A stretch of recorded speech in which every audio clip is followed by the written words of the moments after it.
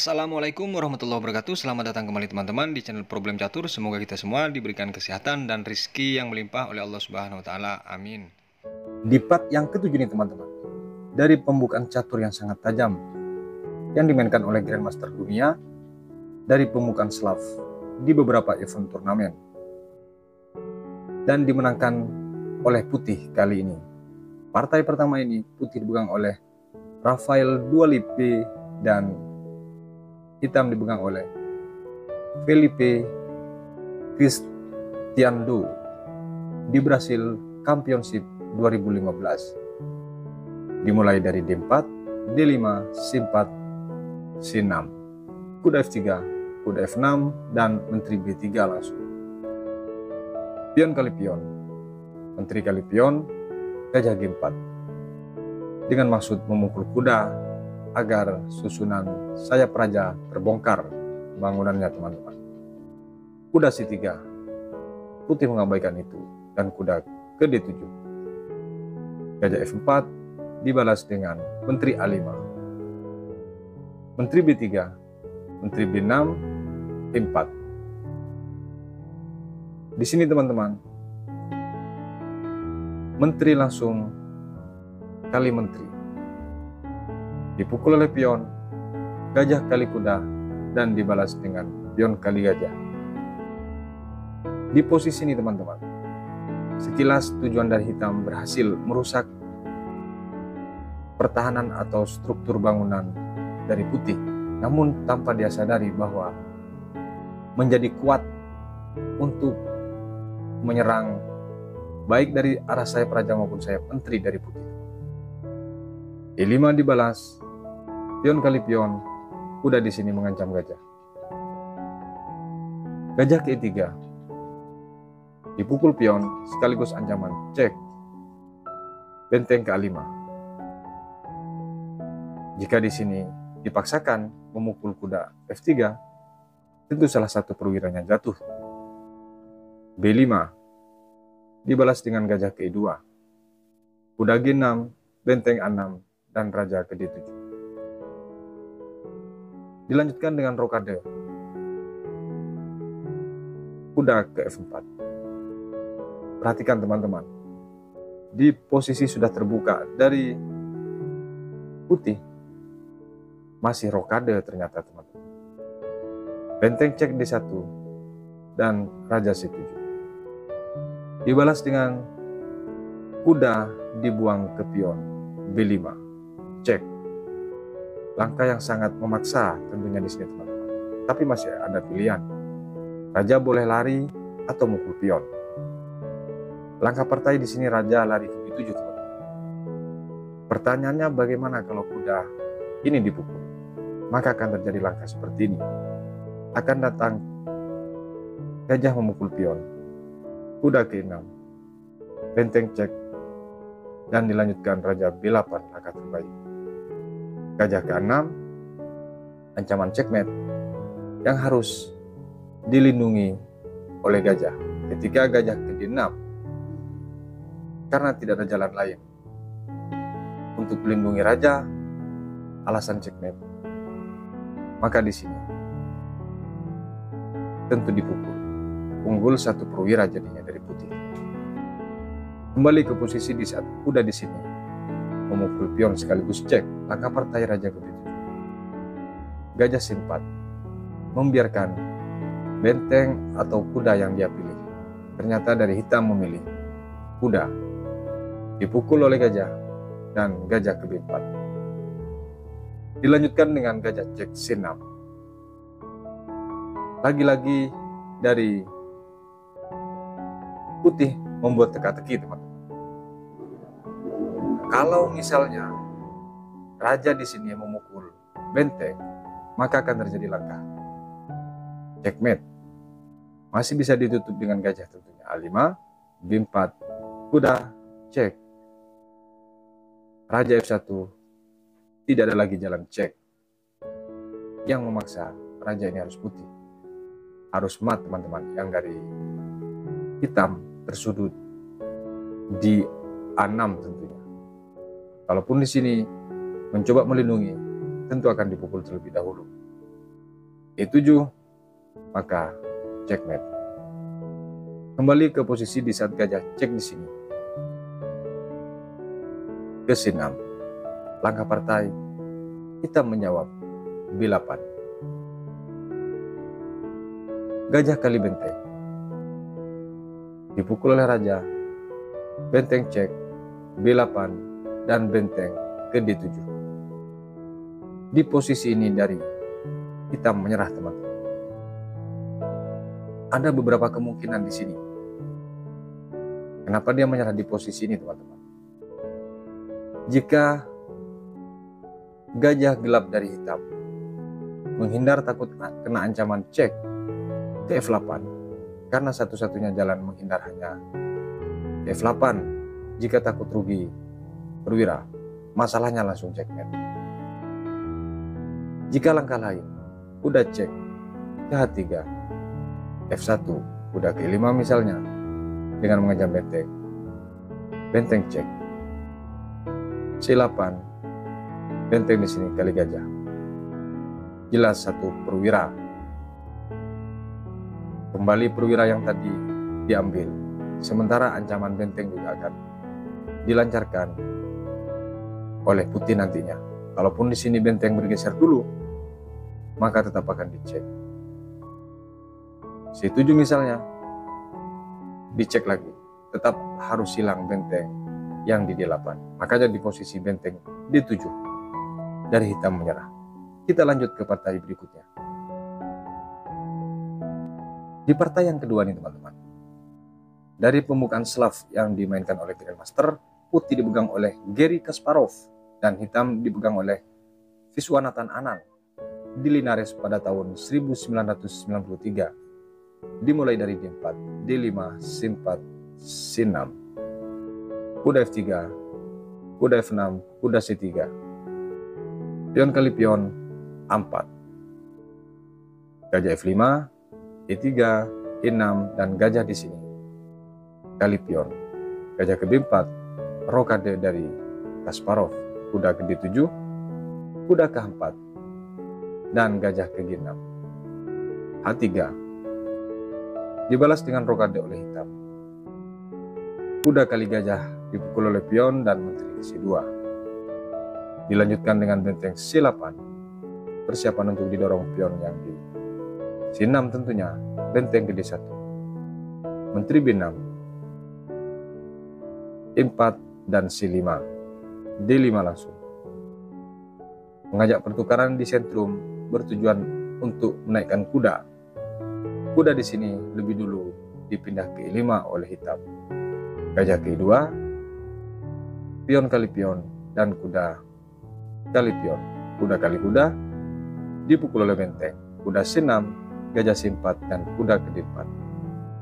Setelah menteri diancam, menteri ke D3. Benteng di sini ke D8. Mengajak pertukaran, gajah ke E3. Dilanjutkan dengan benteng kali benteng. Gajah kali benteng, benteng D8, menteri C4. Ancaman cek F7. Benteng ke D7 di sini, benteng C1. Dibalas dengan menteri F6.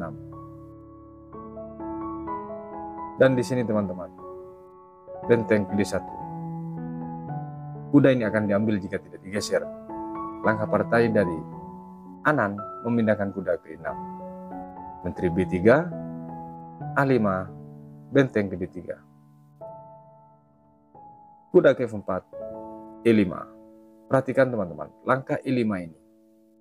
Jika dipukul oleh hitam, ternyata cukup merusak bangunan dari hitam. Misal di sini menteri kali pion, maka akan datang cek. Bisa dipukul dengan benteng tentunya. D8 cek, yang mana raja harus bergeser. Ketika H7, maka dipukul benteng, unggul kualitas tentunya. D5, menteri cek, G6, benteng D7. Tentu di sini tekanan yang karena kalah kualitas dari hitam sangat tidak baik. Makanya di posisi E5 ini Langkah partai dari Anan menjawab Menteri F5. Dibalas dengan gajah kali kuda dipukul oleh Menteri E6, benteng ke-8. E7, persiapan untuk promosi sekaligus mengancam benteng. E8, benteng ke F3. Ada 3 ancaman tentunya di sini. Di sini dari Anan masih cek ke C1. Raja H2 dan di sini benteng kali pion.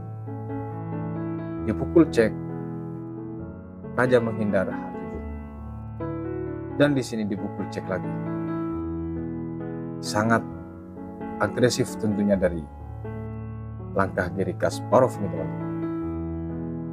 Jika di sini dipukul oleh raja, akan datang cek. Tentu dia harus kembali ulang ke posisi awal. Dan di sini akan datang Menteri D6 cek yang tidak bisa ditutup. Setelah H7, maka akan dipukul benteng ini. Tetap menjadi unggul kualitas dari putih. Kembali ke posisi di saat gajah cek di sini dengan unggul pion, raja ke H6 mengabaikan langkah ancaman itu. Menteri D5, persiapan untuk cek tentunya, dan di sini Menteri G5. Gajah ke F5 dan G6. Sekilas di sini tidak bisa dibela tentunya dan unggul dari hitam. Namun tidak disangka langkah dari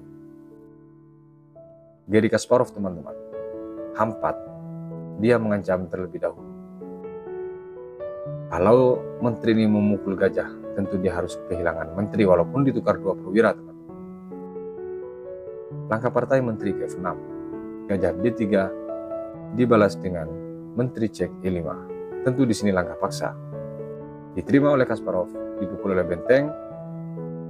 F6 benteng, sekaligus ancaman. Cek, C4 dibalas. Gajah di sini kali pion, gajah ke E7 dengan mengancam benteng, benteng ke B6.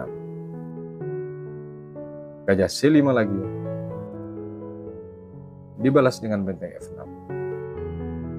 Benteng ke4 dan gajah ke D3. Benteng ke4 dengan maksud mengancam terlebih dahulu, karena kalau dipukul terlebih dahulu akan jatuh juga pion yang di G6. Raja ke H3 dibalas dengan gajah ke 7. Benteng di sini ke 6 dan benteng cek dengan memukul pion. G3, benteng D4 dan benteng sekarang memukul pion sekaligus cek. Langkah partai dari hitam ke H5. Gajah F5 dibalas dengan gajah cek D6. F3, gajah C5 dan G4 cek. Raja ke H4. Benteng cek dan G5.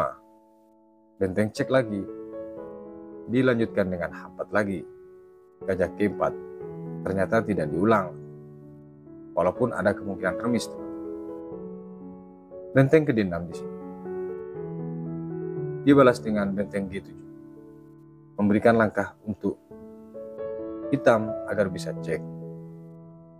Dia betul-betul cek ke F6. Gajah ke F5. Dibalas dengan benteng ke B6. Dengan mengancam pion yang di B2. Benteng cek sekarang. Dibalas dengan G5. H5 cek. F6 dan gajah ke D3. Gajah ke D4. Kita mengurungkan niatnya untuk memukul pion B2 dengan menghindar gajah terlebih dahulu terancam oleh benteng. G5 cek.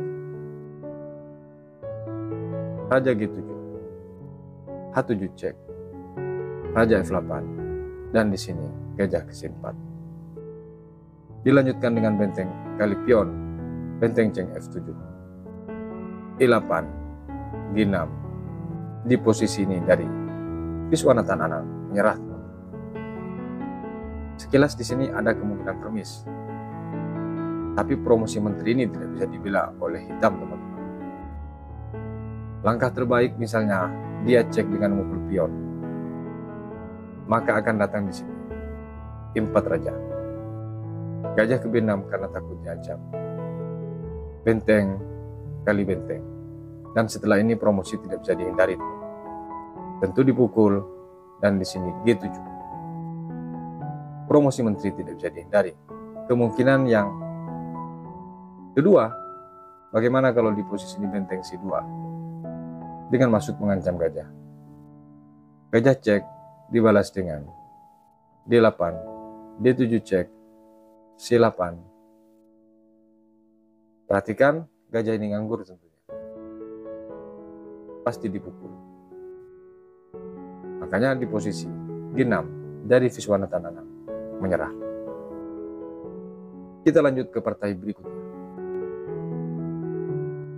Di part yang terakhir ini teman-teman, dari pembukaan Slav yang dimenangkan oleh putih. Putih dipegang oleh Vasilin Topalov dan hitam dipegang oleh Gata Kamsky. Di Master Cup kandidat 2006 dimulai dari D4, D5, C4, C6, kuda F3 dan kuda F6, kuda C3, A6, C5, kuda ke D7. Gajah langsung ke F4, kuda H5, gajah D2, dan kuda kembali lagi ke F6. Benteng C1, G6, H3, menteri C7. G3, gajah G7, persiapan rokade dari hitam. Gajah ke F4. Menteri D8, gajah G2, dan di sini kuda ke H5. Putih masih belum rokade. Dari langkah ini, dia memindahkan gajah ke G5. A6, ke D2 lagi. Rokade dari hitam.